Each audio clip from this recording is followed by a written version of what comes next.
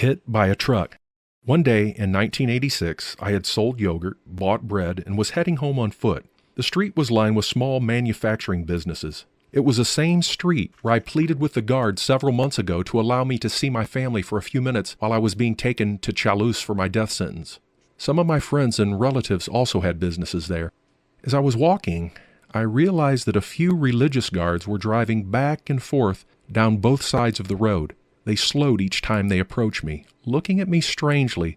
Although I was unnerved, I tried to look unassuming. As I neared the workshop of a friend, I decided to go in.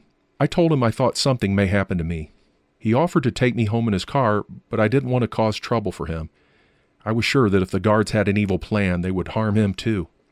I left his workshop and continued to walk towards home. A few minutes later, I heard the sound of an accident behind me. I turned around and saw that a guard's SUV was pushing a larger truck onto the sidewalk area so it could hit me. The truck belonged to the city council, and its driver was also a volunteer religious guard. I ran as fast as I could when I saw the truck getting closer to me. In a split second, I decided to throw myself into a deep ditch that ran parallel between the sidewalk and the street. However, the truck caught my left foot and twisted me in the air and threw me down into the ditch. Everything went black.